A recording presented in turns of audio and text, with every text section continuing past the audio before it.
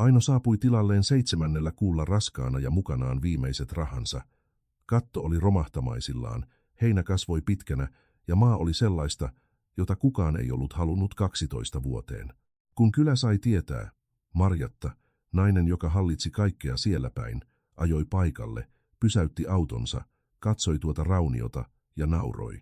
Hän nauroi avoimesti, peittelemättä, ja sanoi ikkunasta, tuo ei kestä kuukauttakaan. 2 vuotta myöhemmin Marjatan ravintola oli suljettu munalukolla, ja sillä maalla, jota kukaan ei halunnut, oli rekkojen jonotiellä. Ainolla oli ikää 31 vuotta. Hän oli 7. kuulla raskaana, ja tilillä oli 18 400 euroa. Se oli kaikki, se ei ollut paljon, mutta se oli riittävästi valinnan tekemiseen. Ja Aino tiesi, että tämä olisi viimeinen valinta, jonka hän tekisi rahan kanssa, joten sen piti olla oikea. Tarina siitä, miten hän oli päätynyt siihen pisteeseen, oli yksinkertainen ja sattui sillä yksinkertaisella tavalla, jolla totuudelliset tarinat sattuvat. Hän oli työskennellyt 6 vuotta keittiöapulaisena kaupungin ravintolassa. Hän heräsi kello 5 aamulla, pilkkoi, maustoi, pesi, kuurasi, teki mitä käskettiin ja teki sen hyvin. Kun vatsa alkoi näkyä, irtisanominen tuli kohteliaana perjantaina, paperit allekirjoitettuna ja kaikki. Uusi omistaja oli ostanut ravintolan 2 kuukautta aiemmin ja tehnyt selväksi, sanomatta sitä suoraan, ettei raskaana oleva nainen kuulunut hänen suunnitelmiinsa. Aviomies oli lähtenyt ennen sitä.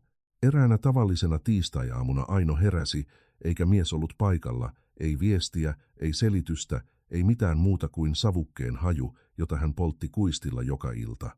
Aino odotti 3 päivää ennen kuin ymmärsi, ettei ollut enää mitään odotettavaa.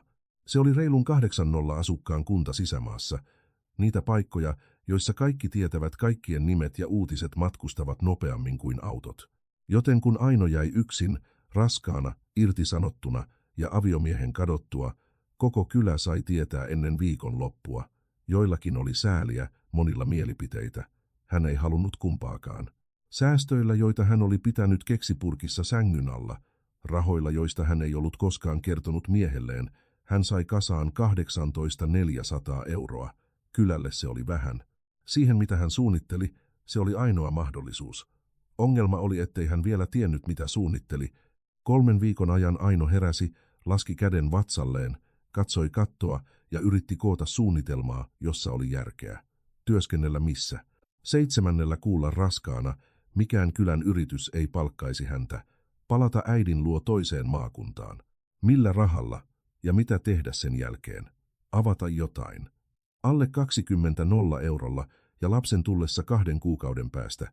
Jokaisessa polussa, jonka hän näki, oli seinä lopussa. Eräänä torstai-iltapäivänä, palatessaan kävellen kaupasta, 2 kassia kädessä ja raskas vatsa, hän pysähtyi sähkötolpan eteen. Siinä oli teipattuna paperi, johon oli kirjoitettu käsin, kirjoittajalla, jolla ei ollut kiirettä. Myydään 4 hehtaarin tila, vanha rakenne, otetaan vastaan tarjouksia. Alla oli puhelinnumero. Aino seisoi siinä 20 minuuttia. Kassit olivat painavia. Aurinko paistoi niskaan, ja hän seisoi silti siinä, tuijottaen tuota paperia kuin siinä olisi ollut jotain piilotettuna sanojen välissä. Kuka tahansa hänet tunteva olisi sanonut, että hän oli menettämässä järkensä. Hän soitti sinä iltana. Tila oli kuulunut miehelle nimeltä Esko, joka oli kuollut 12 vuotta sitten ilman perillisiä hoitamaan paikkaa. Kiinteistö oli ollut perinnönjaossa jumissa vuosia, kunnes kaukainen sukulainen sai asiat kuntoon ja halusi nyt päästä eroon siitä. Aino pyysi saada vierailla seuraavana päivänä. Mitä hän näki seuraavana aamuna, oli juuri sitä, mitä paperissa luki. Vanha rakenne. Katto notkui keskeltä, kanala oli maassa, kaivo oli tukossa kuivista lehdistä ja heinä oli vallannut kaiken. Penkit, kuisti, se mikä oli kauan sitten ollut kasvimaa. Hän käveli tontilla raskas vatsa ja jalat mudassa, kulkien oksien alta, raivaten tietä käsivarrellaan. Mutta se, mikä sai hänet pysähtymään, mikä sai hänet seisomaan liikkumatta metsässä pitkän aikaa, ei ollut talo, vaan sijainti. Tila sijaitsi alle 200 metrin päässä valtatie 4, liittymästä valtatiestä, joka jakoi kunnan kahtia, juuri siinä mutkassa, jossa rekkojen piti hidastaa. Tontti näkyi tielle molemmista suunnista, ja koko osuudella seuraavaan kaupunkiin, 46 kilometriä, Ei ollut ainoatakaan ruokapaikkaa, ei mitään, vain asfalttia ja ruohoa. Aino seisoi siinä, katsoen tietä, jonka näki alhaalla puiden välissä. Rekka ajoi hitaasti mutkassa, juuri kuten hän oli kuvitellut. Hän tarjosi 16,0 €. Sukulainen hyväksyi 2 päivässä. Kun uutinen levisi kylässä, ja se levisi nopeasti, kuten kaikki siinä kylässä, tulivat kommentit, ei hillityt kuiskaukset, vaan avoimet, sanotut päin naamaa kaupassa, kampaajalla, apteekissa, että raskaana oleva oli menettänyt järkensä, että hän heittäisi rahansa hukkaan. Ja lapsen tullessa hylätyn raunion ostaminen oli sellaista, jota tekee vain se, joka ei ajattele järkevästi. Raskain isku ei tullut kadulta, vaan ravintolasta. Marjatta Meskanen istui kulmapöydässä, samassa jossa hän aina otti vastaan tavarantoimittajia ja hoiti asioita, kun hän kuuli jonkun kertovan, mitä Aino oli tehnyt. Hän oli 52-vuotias, kaupungin ainoan ravintolan omistaja, valtuutetun käly ja tuttu puolelle virastosta. Kun Marjatta puhui, ihmiset pysähtyivät kuuntelemaan. Hän laski haarukan lautaselle, pyyhki suunsa hitaasti lautasliinalla ja sanoi, ääntään korottamatta, koko pöydän kuullen, hän sai ansionsa mukaan. Paikka on ollut kirottu Eskon kuolemasta asti, ei kestä kuukauttakaan. Sitten hän jatkoi syömistä. Kukaan pöydässä ei vastustanut, kukaan ei tarvinnut. Marjatta se oli, joka puhui. Toisella puolella kaupunkia Aino ei kuullut mitään tästä. Hän oli tilalla, polvillaan maassa, puhdistamassa rikkaruohojen valtaamaa penkkiä kumihanskat käsissä ja hikivaluessa pitkin kasvoja, kun vanha mies ilmestyi aidan viereen työkalupakki kainalossaan. Hän ei ollut koskaan nähnyt tätä ennen. Hän ei esitellyt itseään, ei selittänyt mitään, laski vain pakin maahan, katsoi ympärilleen kuin arvioiden vanhaa ongelmaa ja kysyi, mistä haluat aloittaa. Aino tuijotti häntä sekunnin, sitten osoitti kattoa. Väinö oli 70-vuotias, asunut naapuritilalla vuosikymmeniä ja tuntenut vanhan Eskon, kun molemmilla oli vielä hiukset. Hän ei selittänyt, miksi oli ilmestynyt, hän vain ilmestyi ja palasi seuraavana päivänä ja sitä seuraavana. Väinö oli se, joka eräänä iltapäivänä pysähtyi Ainon taakse tämän puhdistaessa penkkiä ja sanoi melkein itsekseen, tämä tässä on villiä Väinön putkea, Esko toi taimet kaukaa. En ole nähnyt samanlaista muualla. Aino irrotti oksan ja vei sen nenälleen. Tuoksu pysäytti hänet paikoilleen. Se ei ollut mitään, mitä hän tunsi. Syvempää, makeampaa, jotain pohjalla, jolla ei ollut nimeä, melkein savuista, melkein makeaa, mutta ei kumpaakaan. Hän seisoi siinä liikkumatta hetken, oksa nenän alla, raskas vatsa ja aurinko laskemassa ulkona. Sillä hetkellä hän ei vielä tiennyt, mitä tuo tuoksu tarkoitti, mutta hän laittoi taimet talteen sinä samana iltapäivänä, huolella kuin olisi siirtänyt jotain arvokasta, vaikkei vielä tiennyt kuinka paljon. Niillä 200–400 €, jotka jäivät, Aino teki listan, kalkkia, käytettyä tiiltä, siemeniä, 12 tipua, kaasuliesi, 3 käytettyä piknikpöytää, jotka hän löysi ilmoituksesta ja haki itse ajaen vatsa kiinni ratissa. 2 viikossa he olivat paikanneet katon, puhdistaneet kaivon, nostaneet puurakenteen pressulla talon eteen, joka palveli pöytien katteena. Aino kokkasi uudella liedellä vanhan keittiön sisällä, ikkuna auki, koska kuumuus oli raskas ja savu tarvitsi poistumistien. Väinö korjasi, mitä tarvitsi korjata pyytämättä ja odottamatta kehuja. Hänellä ei ollut kylttiä, ei nimeä, hänellä oli paperiarkki teipattuna puun palaan pystytettynä tien reunaan, 4 kohtaa ruokalistassa ja hinta kirjoitettuna kynällä. Ensimmäinen päivä oli hiljainen, yksikään auto ei pysähtynyt, toinen päivä oli sama. 3. päivänä, iltapäivän lopulla, pakettiauto hidasti, ajoi hitaasti ja sitten pysähtyi pientareelle. Kuljettaja nousi, katsoi rakennetta, katsoi paperia ja jäi sekunniksi seisomaan siihen, kuin olisi tekemässä päätöstä. Astui sisään. Erkki oli 48-vuotias, tuli Keski-Suomesta ja oli pysähtynyt, koska oli nälkä, eikä halunnut ajaa enää 40 kuumentää seuraavaan kaupunkiin vatsakurnien. Se ei ollut muusta syystä. Hän teki sen selväksi istuessaan. Hän katsoi ympärilleen ilmeellä miehen, joka on tottunut arvioimaan nopeasti, onko paikka hyvä vai ei, ja tilasi hirvimuhennosta niillä sanoilla, joilla tekee niin joka päivä. Aino tarjoili hirvimuhennosta kirkkaan liemen, muusin ja voimarin kera, maustettuna puutarhan Väinön putkella, jonka hän oli siirtänyt niin huolella viikkoja sitten. Erkki söi, ei puhunut välissä, ei kehunut, ei valittanut, ei tehnyt mitään kommenttia. Lopetti annoksen, nousi, meni pakettiautolle ja palasi. Seisoi Ainon edessä ilmeellä, jota Aino ei osannut lukea heti. Mitä sinä laitoit siihen? Hän kysyi. Puutarhan maustetta, hän vastasi. Erkki katsoi häntä sekunnin, sitten katsoi ikkunasta, kuin olisi yrittänyt paikantaa puutarhan ulkona. En ole koskaan syönyt mitään tällaista elämässäni, hän sanoi. Eikä se kuulostanut liioittelulta. Se kuulostanut aidolta hämmästykseltä, sellaista, jota ihminen ei suunnitellut tuntevansa. Maksoi. Kirjoitti paperin numeron kännykkään ja lähti. Aino jäi seisomaan keittiön keskelle, sen jälkeen kun pakettiauto katosi mutkaan. Väinö tiskasi vieressä eikä sanonut mitään, mutta hän näki suupielen nousevan hieman. 3 päivää myöhemmin Erkki palasi eikä tullut yksin. Oli 2 pakettiautoa hänen takanaan. Kuljettajat astuivat alas, istuivat, tilasivat, katsomatta paljoa listaa, kuin olisivat tienneet mitä halusivat ennen tuloaan. Yksi heistä, mies nimeltä Jorma Keski-Suomesta, söi hiljaisuudessa ja lopussa piti haarukkaa hetken lautasella, katsoen pöytää, kuin olisi yrittänyt ymmärtää jotain. Maistuu kodilta, hän sanoi, puhumatta kenellekään erityisesti, enkä edes tiedä mitä se tarkoittaa. Sinä viikkona Erkki oli lähettänyt viestin 8 kuljettajalle, jotka ajoivat samaa reittiä. Ei ollut kirjoittanut paljoa, vain pysähdy mutkan naisen luona ja pyydä muhennosta. Aino ei tiennyt tätä vielä. Hän tiesi vain, että yhtäkkiä oli liikettä siellä, missä ennen oli hiljaisuus. Kaupungissa Marjatta sai tietää liikkeestä työntekijältä, joka tankkasi autoa valtatien lähellä. Nainen oli tullut innoissaan, kertoen, että mutkan tilalla oli rekkojen jono. Marjatta kuuli, taittoi lautasliinan, jota piti ja kysyi rauhassa, minkä kokoinen jono? 5, 6 pakettiautoa. Marjatta ei vastannut, meni ravintolansa tiskille ja katsoi salia, 4 pöytää varattuna, normaali liikenne kuin aina ennenkin. Sitten palasi tekemäänsä, mutta sinä iltana hän lähetti tutun ajamaan valtatietä vain katsoakseen. Vastaus, joka palasi, oli 7 rekkaa, 2 niistä odottamassa pientareella, koska ei ollut vapaata pöytää. Marjatta luki viestin, laski kännykän kuvapuoli alaspäin pöydälle ja pysyi hiljaa. Hän ei ymmärtänyt. Raskaana oleva yksin pressurakenteessa, ei nimeä, ei kylttiä, ei mitään, ja kuljettaja odottamassa pientareella, piti olla hinta. Hän käski kysyä, paljonko veloitti. Vastaus palasi, kalliimpi kuin hänen.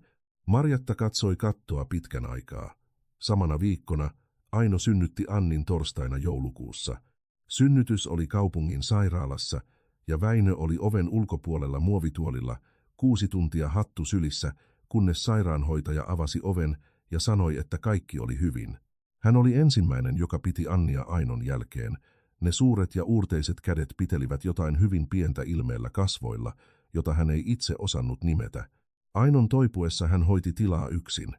Kasteli kasvimaan, antoi ruokaa kanoille, sulki kojun 2 viikoksi ja laittoi paperiarkin tien kylttiin.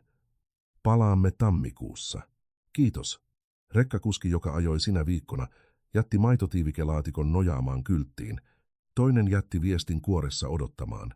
Aino sai tietää tästä, kun pääsi sairaalasta, luki viestin jalkakäytävällä Anni sylissä ja pysyi hiljaa hetken. Hän oli palannut.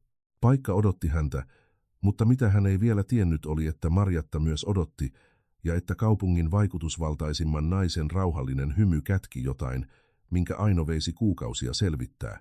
Tammikuu saapui ja ravintola Toivon tila avasi nimen kyltillä. Aino oli pyytänyt Väinöä maalaamaan nimen puulankulle.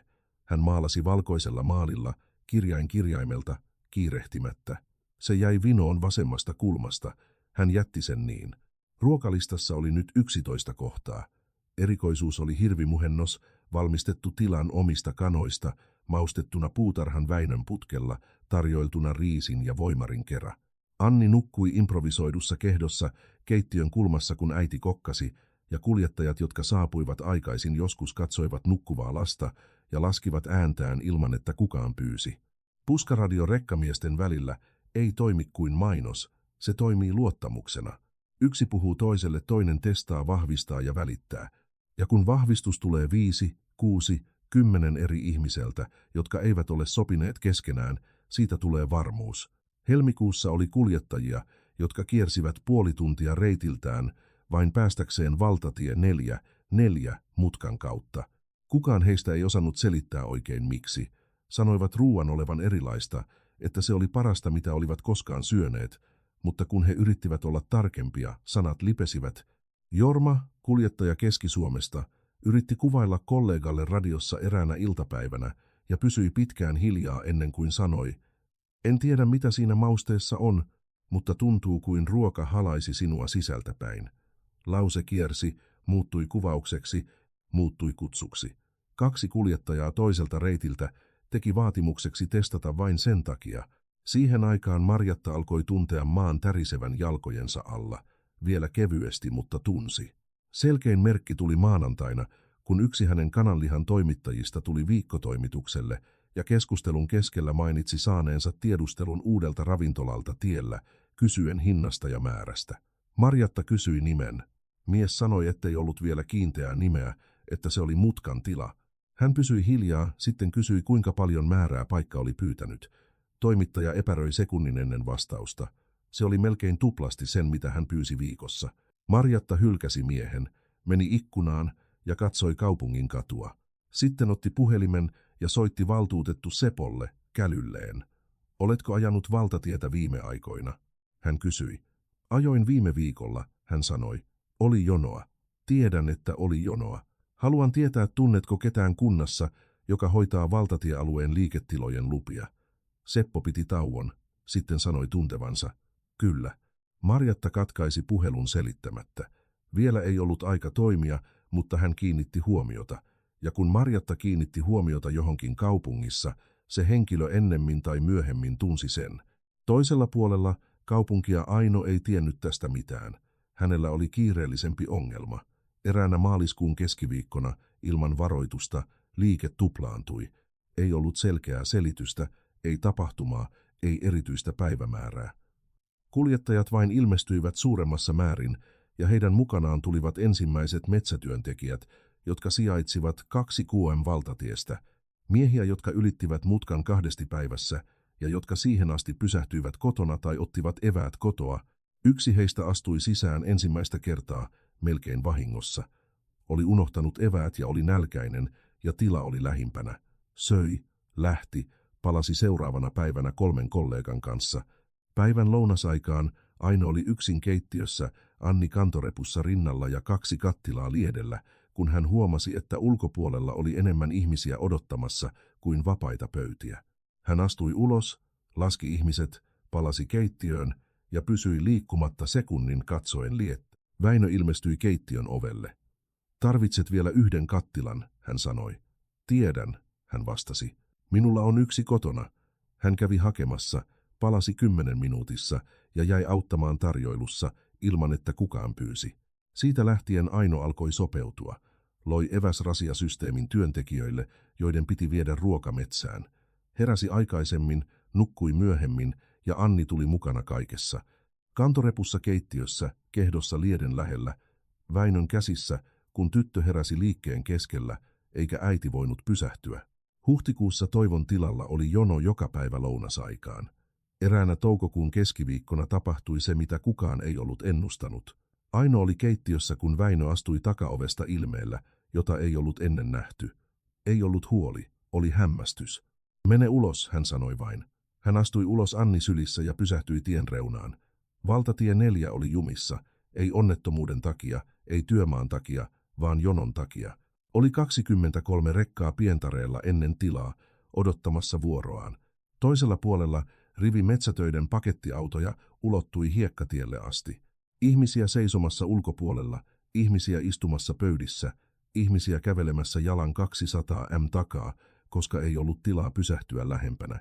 Kuljettaja, joka ajoi valtatietä sillä hetkellä, tietämättä mikä se oli, jarrutti rekkaa, astui alas ja kysyi lähimmältä mieheltä, mitä oli tapahtunut. Mies vastasi katsomatta pois savusta, joka nousi tilalta puiden yläpuolella. Ei mitään, se on ravintola. Kuljettaja katsoi jonoa, katsoi savua ja meni jonon loppuun kysymättä enempää. Kuva saavutti Marjatan 3 eri reittiä ennen päivän loppua. Hän oli ravintolassaan, kun valtuutettu Seppo soitti nauraen, luulen, että hänkin nauraisi. Marjatta ei nauranut, katkaisi puhelun, meni ikkunaan ja katsoi salia. 3 pöytää varattuna, heikko liikenne. Sinä iltana hän soitti takaisin Sepolle, ja tällä kertaa keskustelu oli erilainen, vakavampi, suorempi. Mitä he kaksi suunnittelivat sinä iltana, Aino ei vielä tiennyt, mutta se oli tulossa ja saapuisi tiistai-aamuna kirjekuoressa, jossa oli virallinen paperi ja virkamiehen allekirjoitus. Kirjekuori saapui tiistai-aamuna. Aino oli keittiössä, kun Väinö toi sen postilaatikosta ja laski pöydälle sanomatta mitään. Kunnan virallinen paperi kertoi kaiken jo ennen kuin hän avasi. Hän luki seisten Anni kantorepussa rinnalla ja liesi vielä päällä hänen takanaan. Luki 2, sitten 3. kerran. Se oli ilmoitus, joka väitti ravintolan toimivan ilman sopivaa lupaa kaupalliselle yritykselle valtatien varressa. Annettiin 15 päivän määräaika säännösten mukaiseen toimintaan, tai yritys suljettaisiin. Hän taittoi paperin, laittoi laatikkoon ja meni tarjoilemaan lounasta. Mutta mitä hän ei tiennyt vielä oli, että lupahakemukset, jotka hän oli protokollannut kuukausia aiemmin, olivat jumissa kunnan laatikossa, eivät kadonneet. Jumissa, pidätettynä työntekijän pöydällä nimeltä Kari, joka oli saanut selvän ohjeen olla liikuttamatta prosessia. Sinä viikkona liikenne tilalla jatkui normaalina. Kuljettajat saapuivat, söivät, lähtivät. Erkki pysähtyi torstaina kuten tavallista, huomasi, että Aino oli hiljaisempi kuin tavallisesti ja kysyi, oliko kaikki hyvin. Hän sanoi hoitavansa paperiasioita. Hän ei kysynyt enempää, mutta jäi hieman kauemmin ennen kuin lähti, juoden kahvia hitaasti, kuin tietäen, että hänen läsnäolollaan siinä oli jotain arvoa, vaikka ei sanonut mitään. Seuraavalla viikolla, ennen kuin ilmoituksen määräaika umpeutui, saapui toinen osa Marjatan suunnitelmaa. Valkoinen pakettiauto pysähtyi tilan sisäänkäynnille maanantai-aamuna. Astui alas 2 miestä lehtiö ja terveysviranomaisen tunnistusliivit päällä. Vastaava tarkastaja oli Risto Santana, mies, jota Aino ei tuntenut, mutta joka tunsi hyvin Marjatan. Tarkastus kesti 2 tuntia. Aino seurasi kaikkea, vastasi kaikkeen mitä kysyttiin, näytti keittiön, puutarhan, kanalan, varastoinnin. Hän tiesi, että paikka oli kunnossa. Hän oli huolehtinut siitä alusta asti, koska tiesi, ettei voinut jättää aukkoja. Tarkastajat lähtivät antamatta tuomiota paikan päällä. Sanoivat, että lausunto tulisi muutaman päivän päästä. Lausunto tuli 3 päivässä. Ja kun se saapui, Aino jäi seisomaan pitäen paperia pitkän aikaa. Puutteet oli luokiteltu vakaviksi, 3 niistä riittäviä välittömään toiminnan keskeytykseen, kunnes korjaukset oli tehty ja uusi tarkastus suoritettu. Prosessi, joka veisi viikkoja, ehkä kuukausia. Hän luki jokaisen kohdan, luki uudelleen, etsi omista muistiinpanoistaan, mitä oli havaittu tarkastuksen aikana. Muistiinpanot, jotka hän oli tehnyt päivänä, sanoivat eri asioita kuin lausunto. Mitä tarkastajat olivat kutsuneet yksinkertaiseksi havainnoksi käynnin aikana, näkyi nyt paperilla vakavana puutteena. Hän ei ymmärtänyt, mutta tunsi.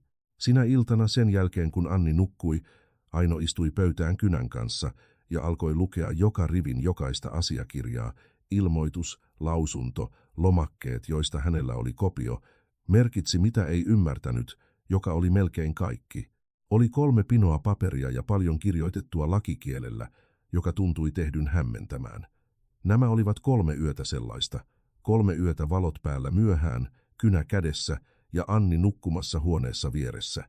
4. yönä hän oli samassa paikassa, kun kuuli kevyen koputuksen takaovella. Se oli Väinö, joka oli nähnyt valon palavan liian myöhään monta päivää peräkkäin ja oli kulkenut tontin halki pimeässä nähdäkseen mitä tapahtui. Hän näytti paperit sanomatta mitään. Hän istui, laittoi silmälasit rintataskusta ja luki sellaisella hitaudella, joka haluaa ymmärtää oikeasti. Pysyi hiljaa hetken lopettamisen jälkeen. Sitten sanoi, tässä on väärää asiaa. Tämä lausunto ei täsmää siihen, mitä he näkivät. Tiedän, hän sanoi, mutta todistaa se. Väinö jäi katsomaan papereita vielä hetken, sitten otti silmälasit, taittoi huolella ja laittoi takaisin taskuun. Eskon poika on asianajaja, hän sanoi, asuu naapurikaupungissa, tunnen hänet pikkupojasta asti. Aino katsoi häntä. Luuletko, että hän auttaisi? En tiedä, hän vastasi rehellisesti, mutta voin mennä sinne. Sillä välin kaupungissa Marjatta sai uutiset rauhalla, jolla odotti niitä. Tarkastaja Risto oli vahvistanut, että lausunto oli toimitettu. Työntekijä Kari oli taannut, että Ainon lomakkeet pysyivät laatikossa. Valtuutettu Seppo oli kierrättänyt kauppiaiden keskuudessa vetoomuksen esitettynä huolena liikenteestä valtatie 4, mutta joka käytännössä pyysi toiminnan keskeytystä, kunnes koko dokumentaatio oli säännösten mukainen. Monet allekirjoittivat lukematta oikein. Se oli Sepon nimi paperissa, joten allekirjoittivat. Yksi heistä oli Tapio, kaupungin pienen kaupan omistaja, joka allekirjoitti luullen, että se oli vetoomus liikenteestä. Huomasi vasta, mitä oli allekirjoittanut oikeasti, kun tuttu kertoi hänelle muutamaa päivää myöhemmin, mitä tapahtui tilalla. Tapio jäi sen kanssa omatunnolle, mutta ei sanonut mitään vielä. Taittoi epämukavuuden sisään ja jatkoi elämää.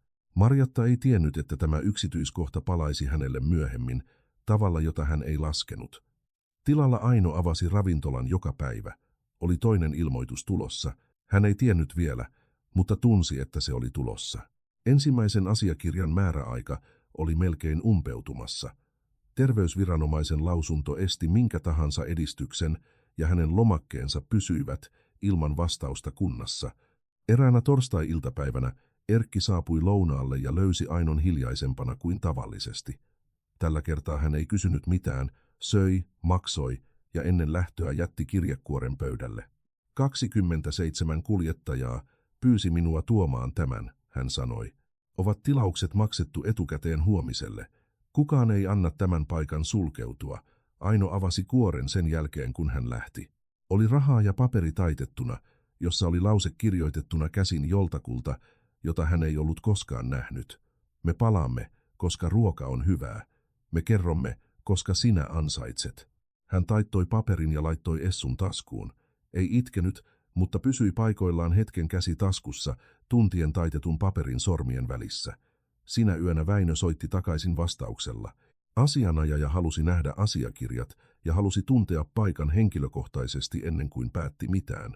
Fernando Esko nuorempi oli 50-luvulla, pieni toimisto kaupungissa 30 kilometrin päässä kaupungista ja hiljainen tapa miehen, joka on oppinut kuuntelemaan ennen kuin puhuu.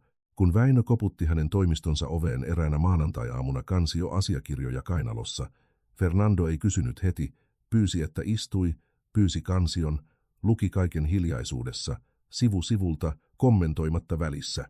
Kun lopetti, sulki kansion hitaasti ja sanoi, että halusi tuntea paikan henkilökohtaisesti ennen mitään päätöstä. Tuli torstaina.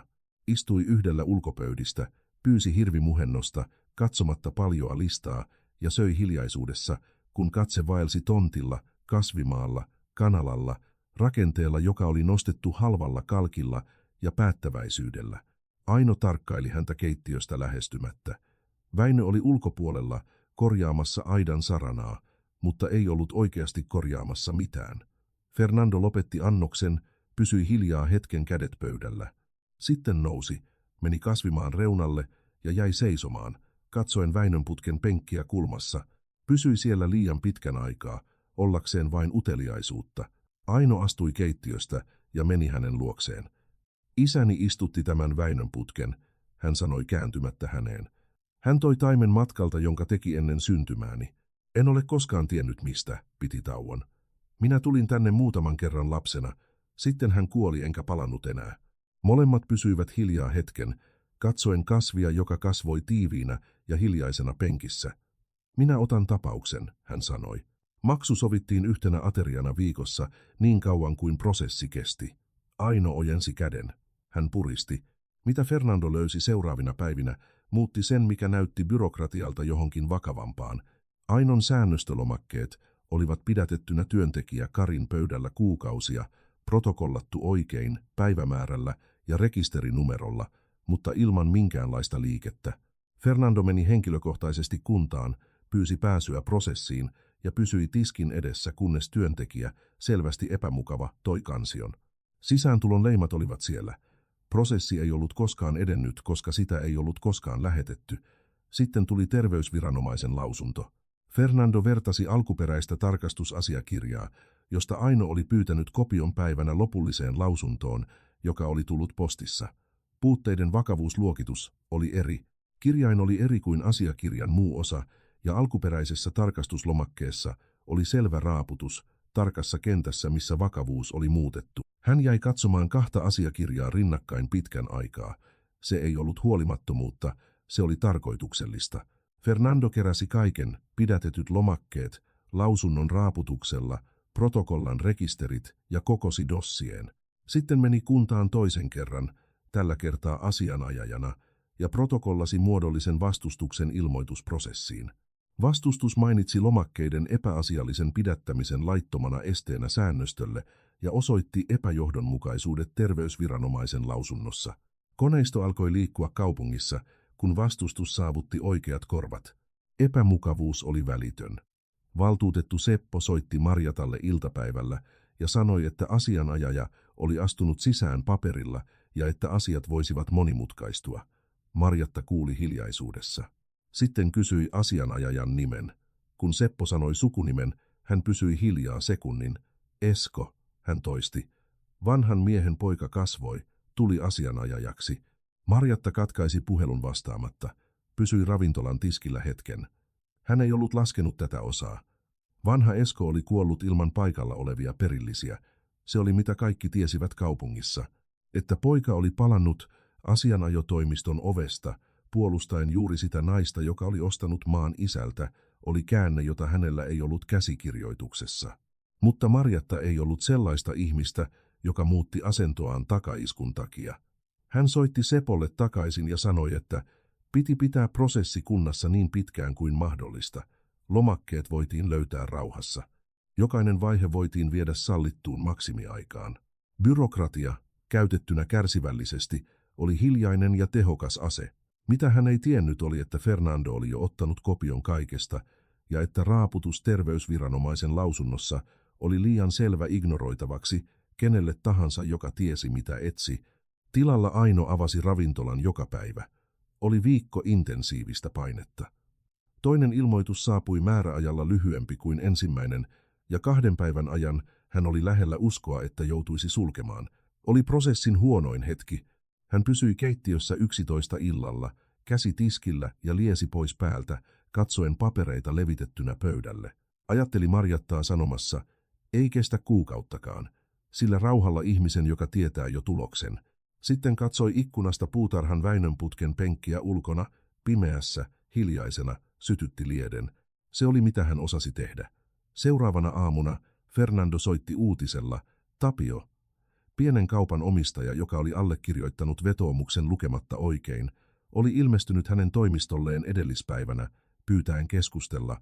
Miehellä oli ollut se omalla tunnolla viikkoja, kun hän ymmärsi oikeasti, mitä oli allekirjoittanut, ja tiesi, että asiakirjaa käytettiin painostamaan tilan sulkemista. Ei kyennyt jatkamaan hiljaisuudessa. Hän halusi todistaa vapaaehtoisesti, miten vetoomus oli esitetty hänelle ja muille kauppiaille. Halusi kertoa, mitä oli sanottu, mitä oli jätetty pois, ja kuka oli tehnyt lähestymiset henkilökohtaisesti. Fernando kuuli kaiken, kirjoitti kaiken, ja lopussa sanoi Tapiolle, että hänen todistuksensa voisi muuttaa prosessin suuntaa, voisi paljastaa jotain, joka siihen asti oli piilotettuna virallisen paperin ja virkamiehen allekirjoituksen takana. Ja kun Aino kuuli tämän puhelimessa, istuen keittiön pöydässä Anni sylissä, hän ei tuntenut euforiaa. Tuntui jotain syvempää ja vankempaa kuin se. Tunne, että maa oli lopettanut liikkumisen jalkojen alla, mutta tarina ei ollut vielä loppunut. Marjatta ei tiennyt vielä, mitä oli tulossa, ja hänen nimensä ei ollut vielä ilmestynyt missään virallisessa asiakirjassa. Se oli pian muuttumassa. Tapion todistus kesti 2 tuntia. Hän kertoi kaiken epämukavalla tarkkuudella ihmisen, joka oli pitänyt jotain liian kauan, ja nyt piti päästä eroon painosta. Sanoi, miten vetoomus oli esitetty hänelle huolena naapurustosta liikkeen kanssa valtatie 4, ei muuta. Sanoi, että valtuutettu Seppo oli tehnyt lähestymisen henkilökohtaisesti pienen kaupan tiskillä, rennolla keskustelusävyllä, joka ei jättänyt tilaa kysymyksille, ja sanoi, että yhdellä allekirjoitusten keräyskierroksella Marjatta oli ollut paikalla, ei taustahahmona, vaan johtamassa keskustelua, valitsemassa sanoja, päättämässä mitä kertoa ja mitä jättää pois. Fernando kirjoitti kaiken. Kun Tapio lopetti, kysyi, Oliko hän valmis allekirjoittamaan muodollisen asiakirjan sillä, mitä oli kertonut? Tapio pysyi hiljaa hetken, sitten sanoi kyllä. Todistus kädessä, Fernandolla oli mitä tarvitsi mennäkseen byrokraattista vastustusta pidemmälle. Dossier näytti nyt selvän polun.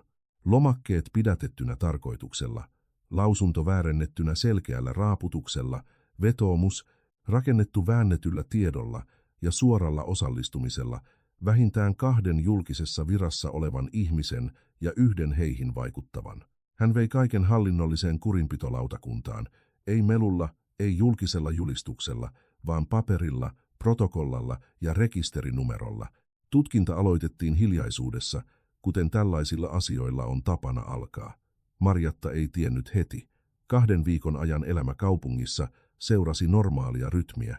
Hänen ravintolansa toimi liikkeellä, joka oli pienempi kuin vuosi sitten. Tienvarren tila pysyi täynnä. Hän näki sen kaukaa ja piti epämukavuuden kurissa ihmisen itsekurilla, joka on tottunut kontrolloimaan omaa kasvojaan.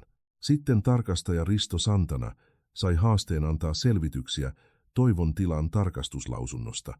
Hän soitti Marjatalle heti, ääni jännittyneenä, sanoen, että oli ongelma prosessin kanssa. Marjatta kuuli, pyysi, että rauhoittui ja sanoi, että aikoi ratkaista. Katkaisi puhelun, pysyi hetken ja sitten soitti valtuutettu Sepolle. Seppo ei vastannut ensimmäiseen soittoon eikä toiseen. Kun vastasi 3, hänen äänensä oli erilainen, varovaisempi, mitatumpi, ihmisen painolla, joka oli jo konsultoinut jotakuta ennen puhelimen ottamista. Sanoi, että parasta oli jokaisen hoitaa oma tilanne toistaiseksi, että prosessi oli hallinnollinen ja että luultavasti ei menisi siitä pidemmälle. Marjatta ymmärsi viestin. Seppo oli etääntymässä. Hän katkaisi puhelun, meni ravintolan ikkunaan ja jäi katsomaan katua pitkäksi aikaa. Ensimmäistä kertaa vuosiin hänellä ei ollut selkeää seuraavaa askelta päässä. Tila, elämä jatkui rytmillä, joka oli tullut normaaliksi. Jono lounaalla, eväsrasioita metsään, Väinö kulmapöydässä, juomassa kahvia liikkeen jälkeen. Anni konttaamassa keittiön lattialla tottuneesti ihmisen, joka kasvoi kattiloiden ja rekkamiesten matalien äänten keskellä. Aino tiesi, että prosessi eteni, mutta Fernando oli ollut selvä. Voi kestää, voi nousta esteitä, eikä hän saanut luottaa nopeaan ratkaisuun. Joten hän teki, mitä oli oppinut tekemään alusta asti. Avasi ravintolan, kokkasi, tarjoili eikä antanut sen, mikä oli hallinnan ulkopuolella, kuluttaa sitä, mikä oli sisällä. Eräänä kesäkuun iltapäivänä Fernando soitti ensimmäisellä konkreettisella uutisella. Tutkinta oli löytänyt, raaputuksen lisäksi lausunnossa, sisäisen rekisterin terveysviranomaiselta, osoittaen, että alkuperäinen puutteiden luokitus oli ollut lievä. Täsmälleen kurkun puhdistaminen, kuten Aino, oli merkinnyt tarkastuspäivänä. Muutos vakavaksi oli tehty jälkeenpäin käsin itse Risto Santanan toimesta, ilman lupaa ja ilman uutta protokollaa. Todiste oli sen elimen sisäisissä arkistoissa, johon tutkinta oli päässyt käsiksi. Ristolla ei ollut enää miten ylläpitää versiota, jonka oli antanut. 2 viikkoa myöhemmin valtuutettu Seppo sai muodollisen ilmoituksen hallinnollisen väärinkäytöksen tutkintaprosessista liittyen Ainon lomakkeiden epäasialliseen pidättämiseen. Työntekijä Kari oli siirretty väliaikaisesti pois virasta, kunnes tutkinta eteni kaupungissa. Uutinen levisi, kuten aina uutiset levisivät siinä kaupungissa ennen minkään asiakirjan julkaisemista. Ihmiset kommentoivat matalalla äänellä kaupassa, apteekissa, kampaajalla, jotkut aidolla yllätyksellä, toiset sillä ilmeellä ihmisen, joka tiesi kauan sitten, että se tapahtuisi jonain päivänä, ja vain odotti. Marjatan nimeä ei ollut vielä ilmestynyt missään virallisessa paperissa, mutta Tapion todistus oli dossieessa, ja dossier oli kurinpitolautakunnalla.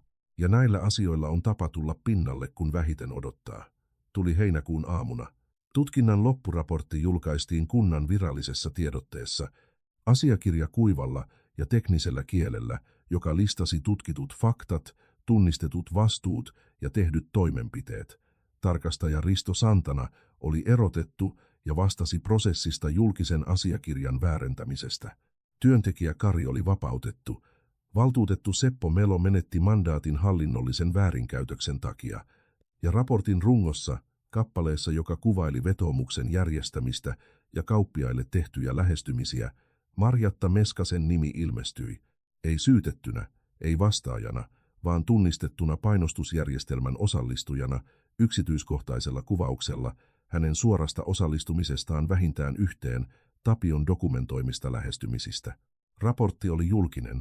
Kuka tahansa, jolla oli pääsy viralliseen tiedotteeseen, pystyi lukemaan, ja kaupungissa jokainen toimittaja, jokainen kauppias, jokainen asiakas luki.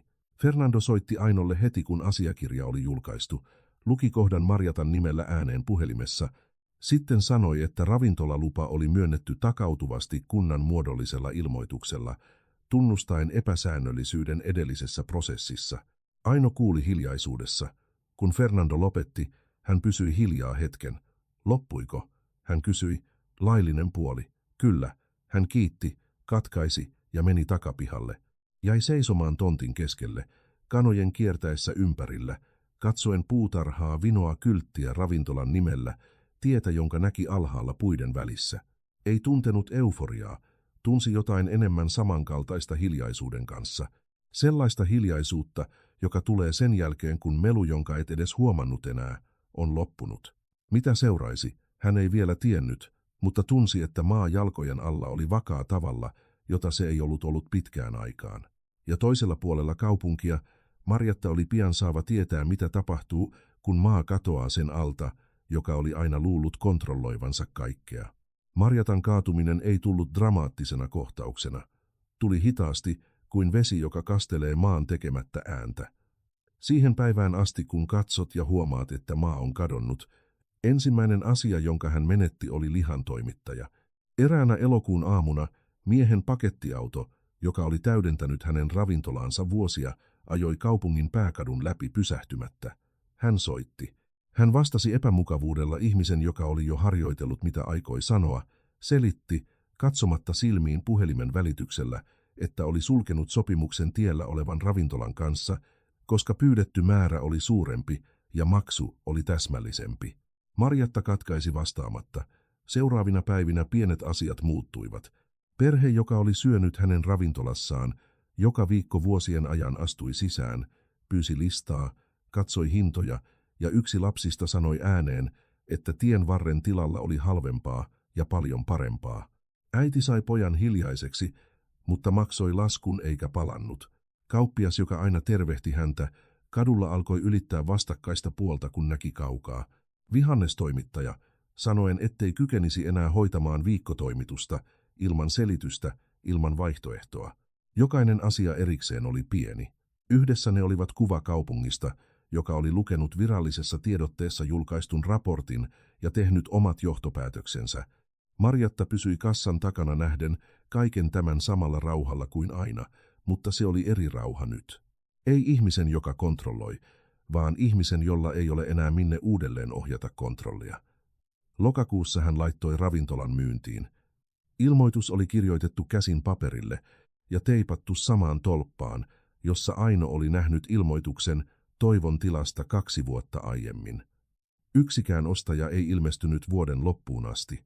Marraskuussa Marjatta lähti kaupungista ja meni asumaan siskon luo toiseen kaupunkiin. Ravintola jäi suljetuksi munalukolla, tuolit pinottuna lasin taakse, joka jäi pölyiseksi viikko viikolta. Kukaan kaupungissa ei puhunut paljoa siitä, ei ollut tarvetta. Elokuussa, ennen kuin kaikki tämä valmistui, Henrik ilmestyi, saapui ruskettuneena, reppu selässä, hymyllä ihmisen, joka harjoitteli peilin edessä. Sanoi, että oli tarvinnut aikaa, että oli kunnossa nyt, että halusi tuntea tyttärensä. Aino otti hänet vastaan ravintolan ulkopuolella. Hän ei kutsunut häntä sisään, ei pyytänyt istumaan, pysyi seisomassa sisäänkäynnillä Anni sylissä ja jauhoja essussa. Kuuli kaiken, mitä hänellä oli sanottavana keskeyttämättä. Kun hän lopetti, hän sanoi samalla rauhalla, jolla oli tehnyt kaiken viimeiset 2 vuotta. Voit nähdä Annin. En aio kieltää sitä sinulta enkä häneltä, mutta avioliitto loppui sinä tiistaiaamuna, enkä tarvitse sinulta enää mitään tietääkseni sen. Henrik pysyi 2 päivää kaupungissa, lähti kävelemään epämukavana kaduilla, tuntien jokaisen ihmisen katseen, joka tiesi tarinan. Ja kaupungissa kaikki tiesivät. Lähti tekemättä kohtauksia, yrittämättä neuvotella. Ehkä koska tuli selväksi hänelle, katsoen ulkopuolelta, että se, minkä Aino oli rakentanut yksin, oli enemmän kuin ne 2 olisivat rakentaneet yhdessä. Syyskuussa Asianajaja Fernandon kautta hän protokollasi avioeron. Henrik allekirjoitti paperit kiistämättä mitään. Ravintola Toivon tila päätti ensimmäisen täyden toimintavuoden jonolla viikonloppuisin. 6 työntekijää palkattuna, kaikki alueen naisia, jotka tarvitsivat työtä ja jotka Aino oli valinnut yksi kerrallaan. Puutarha oli 3-kertaistunut 64 kanaa pihalla. Väinön toimittajasopimus protokollattu paperille, koska hän oli päättänyt remontoida tilan ja istuttaa lisää Väinön putkea myytäväksi ravintolalle. Fernando tuli vähemmistöosakkaaksi, hoitaen juridisen ja hallinnollisen puolen. Erkki jatkoi pysähtymistä joka viikko, tuoden uusia kuljettajia reitillä, kuin se olisi ollut hänen henkilökohtainen velvollisuutensa esitellä paikka sille, joka ei vielä tiennyt.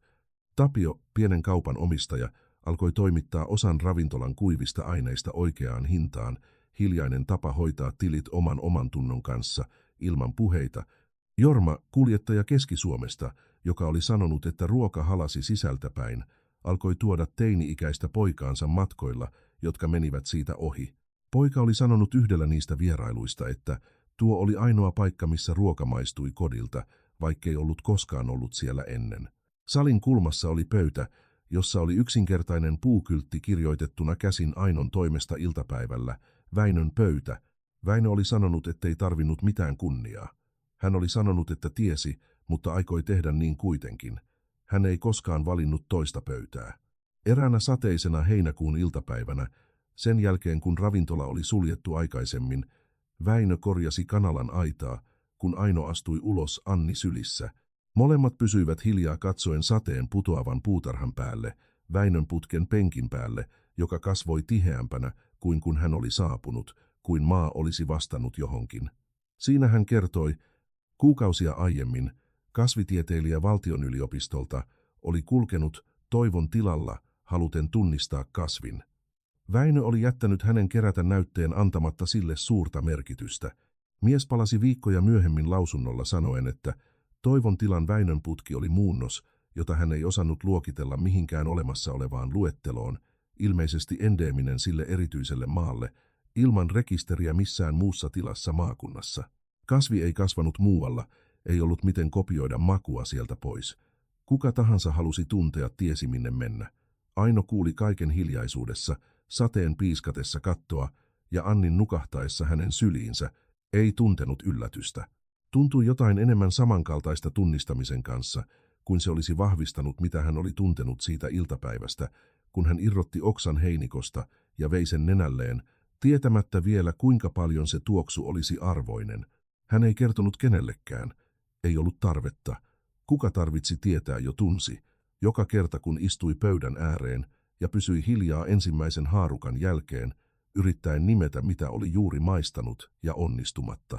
Anni kasvoi Väinön putken tuoksun ja rekkojen äänen välissä, Väinön matalan äänen ja kuljettajien naurujen välissä salissa. Ne, jotka tunsivat Ainon alusta asti, sanovat, että tytöllä on jo sama hiljainen ja luja tapa kuin äidillä, tapa ihmisen, joka istuttaa maahan, jota kaikki sanoivat, ettei kelvannut. Odota eikä tunne mitään tarvetta selittää sille, joka nauroi. On ihmisiä, jotka nauravat jonkun alkaessa nollasta, kunnes huomaavat, että nauroivat väärässä paikassa. Ei kaikkea köyhää maata ole tyhjä. Joskus se vain odotti oikeaa ihmistä, Aino ei vastannut kenellekään. Hän rakensi. Jos tämä tarina muistutti sinua siitä, että tulos puhuu kovemmin kuin mielipide, jätä like ja kerro kommenteissa. Olisitko sinä uskonut häneen vai olisitko mennyt myös?